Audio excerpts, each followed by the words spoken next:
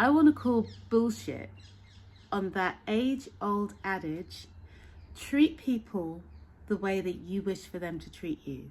Because if you're anything like me, who is someone who's suffered a little bit from, well, a lot of it, from people pleasing in the past, if you feel that when you walk into situations, the level of respect that you arrive with isn't being matched, if you feel like your battery is constantly being drained by people willing to take energy out from you but not put it back in, then hang around here for a second, because I want to share some really powerful insights that I am discovering and unpacking on my own journey of creative recovery, but also restoring a sense of self-confidence after having knock after blow after blow after knock, and having things fall apart to a degree where I'm essentially bringing it all back together to start over. So if that sounds a little bit like you, hang out here for a second. Now, who am I? Okay, well, my name is S.A.A.R.A. I am a musician from London. I write and produce my own genre-defying electronic funk dance music. I am also a creativity empowerment coach, and I've worked with clients who were trying to get their creativity back online after years of knocks and setbacks and confidence blows. But I am also someone who right now is unpacking my own creative confidence setback, my own self-confidence reassembly, because over the past few years, I've had some knocks and I've had some blows that's made me really have to take some time out to work on myself, take some time out to consider, how is it that I want to show up in the world, and how can I make sure I'm looking out for myself whilst also being a good human and showing up as my best self with an open heart and faith in humanity, which, let's be clear, right now is a little hard to do. So that's a little bit about me.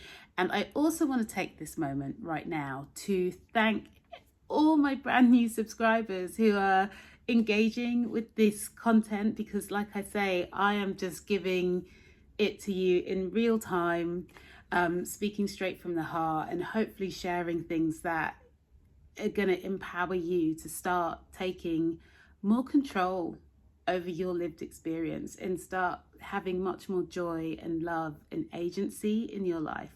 So yeah, why am I calling bullshit on the age-old adage, treat people the way you wish to be treated?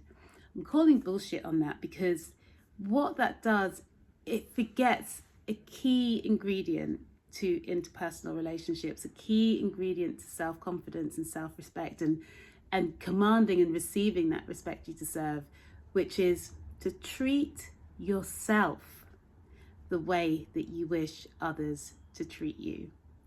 And that is really important because, like I say, as someone who has struggled with people pleasing, still struggles with people pleasing, I kept finding myself in these situations where I was holding a lot of space, I was giving a lot of room, I was making all of these caveats for disrespect. And when I really started to look at it, when I really started to analyze it, what I realized is that I was moving through the world treating myself as someone who didn't deserve respect, who didn't deserve to have their voice heard, who didn't deserve to have their opinion count. And that was because I was moving through the world with a sense of low self-esteem. That's absolutely it. And there are a number of contributing factors, just given the fact that I am a woman, that I am a non-white woman, that I live in a patriarchal, capitalistic society, that from the very beginning of my existence, I'm being told I'm different. I'm being told that my hair is unmanageable. I'm being told that my skin isn't desirable, all of these things. And I've talked about this in previous videos. It's a slow drip feed of poison that encouraged me to be someone who felt I needed external validation. I will be good enough when. I'll be good enough when I'm accepted in this space by these people. I'll be good enough when I'm able to feel seen and feel heard just for being me, not for what I'm doing for other people.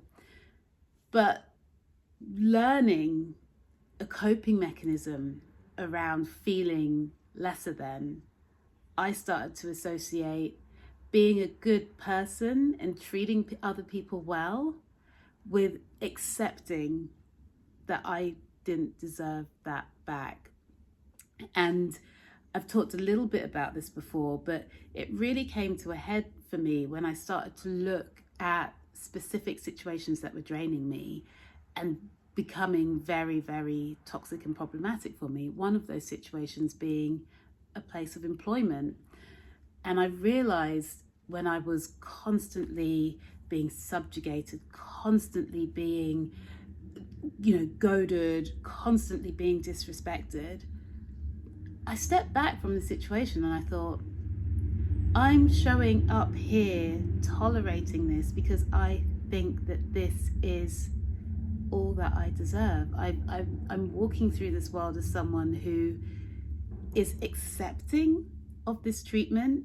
And when I looked at it even closer, I started to realize I'm disrespecting myself. I'm subjugating myself. I'm walking into situations imagining that I have to earn the level of respect that I'm freely giving to other people. And that was a really, really hard pill to swallow.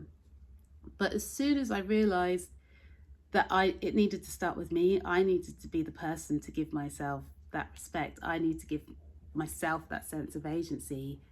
Things started to change.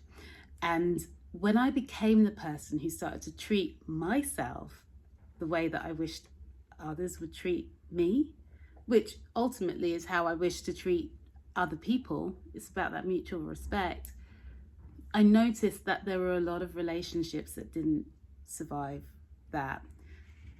A lot of them in my work dynamic, a lot of them in my creative dynamic. And again, working in a creative space that prioritizes youth, that prioritizes thinness, that prioritizes Western cultural beauty standards, that prioritizes, parroting what's already gone before and really doesn't enjoy innovation. I kept walking into those situations feeling lesser than, that my music wasn't enough, that I had to do all of this extra stuff. I had to be this really gregarious person. I had to be accepting of disrespect. I had to be afraid to speak my mind and ask for what I need. When I realized that I am the one bringing all of that into these situations, it became very clear, no wonder people are disrespecting me. I'm disrespecting me.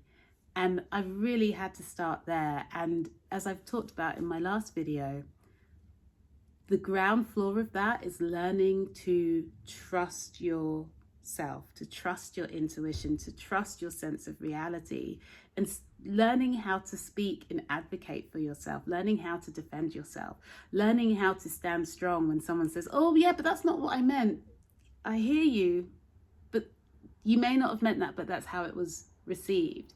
And I'm giving you the opportunity to course correct that if we are going to continue working together in this relationship together, collaborating together.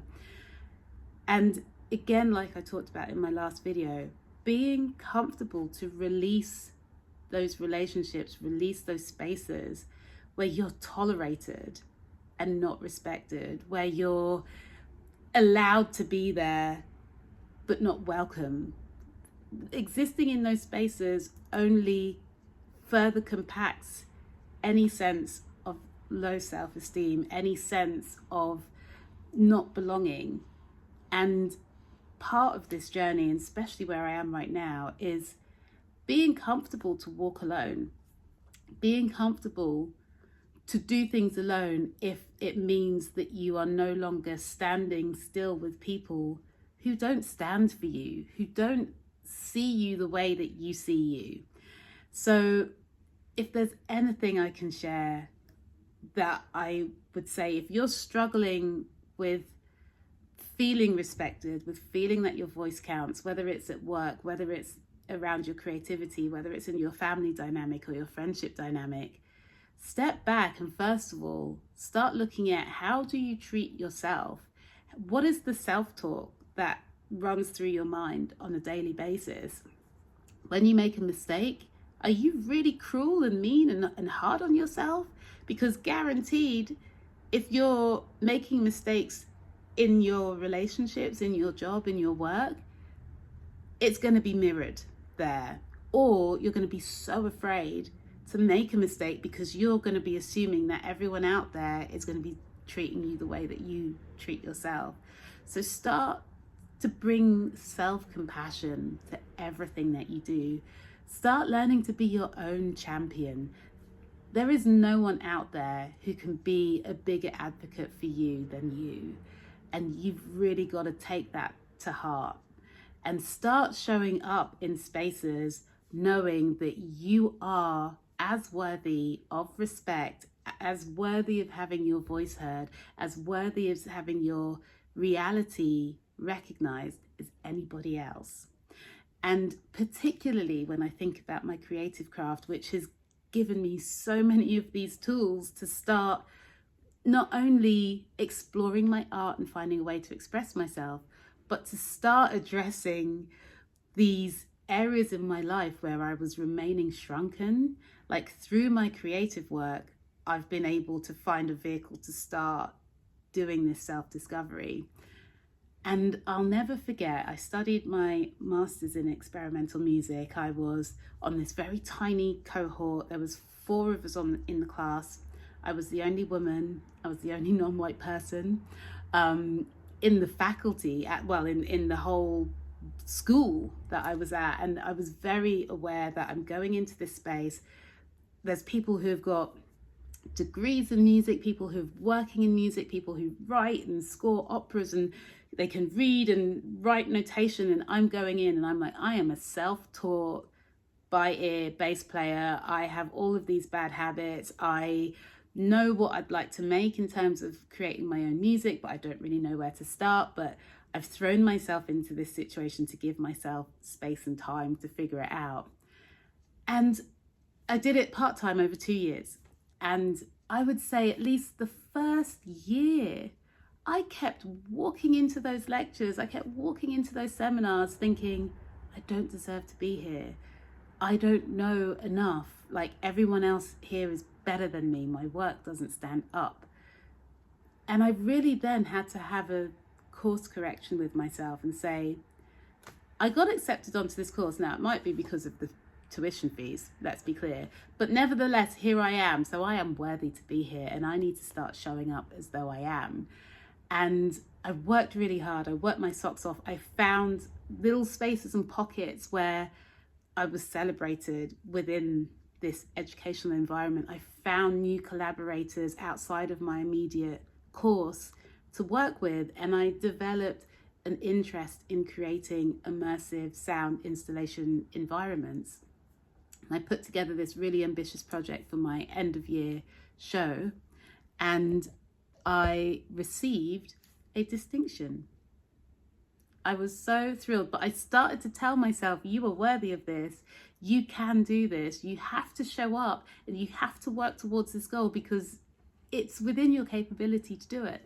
And I received my distinction. And I remember when I went in for my Viva, and the course lead at the time, there'd been a lot of changes with the faculty. And throughout the year, every time I had an appointment to see this lecturer, it was kind of like, oh God, yeah, you, okay. You know, you're not as brilliant as my other students, you know, my undergrad students and my, you know, my other postgrad, like, you know, more questions from this like, what do you want? And I could sense that. And I had to keep showing up and saying, no, I deserve respect. I deserve this time. If anything, I'm a customer and I'm paying for it. You know, as a student, you are customers, right? And I remember going in to do my Viva with this professor. I'd just completed my installation. It went better than I could have ever dreamed. I was so over the moon. And I went in and I sat down in front of him and I could see the difference in his eyes. I could see the difference in how he looked at me. And I knew then that he respected me. then, and it confirmed that he didn't before. And the reason why he respected me is because I had enough self-respect to keep showing up for myself, to champion my ideas all the way to the bitter end, even when people were telling me this is very ambitious, you know. I saw it through. I respected my vision, my dream, myself enough to see it through. And I tell you, if I could have put a price tag on that look on his face, oh wow, it would be up there with, I don't know, how much is the Mona Lisa? I have no idea. But to wrap all of this up, because I've rambled a little bit, but I just want to drive home the importance that the respect, the regard, the kind of welcomeness to any situation, to any relationship, to any job, to any work, to any creative endeavor that you set out to pursue, it starts with you. So if you do anything today, make sure you start with self-trust, self-respect, self-compassion, because you got to treat yourself the way you want the world to treat you. And if the world is treating you in a way that doesn't feel aligned with who you are, look inward and start challenging yourself to show up for yourself. So I hope that helps. I hope if that gives someone out there the opportunity to course correct and start living a life that feels aligned with who they truly are, then I am so thrilled to have been part of that journey for you. So drop a like, drop a comment if this resonates. Please subscribe, because I do feel it's really important to remind people that what we see on social media, particularly when it comes around to sharing achievements, there is a lot of work that has to come before then. And I'm in that space with you right now. So please subscribe, follow along, stay tuned, and challenge yourself to show up with 100% of respect for yourself in everything that you do from today on out. All right, gotta go. Lots of love. Bye.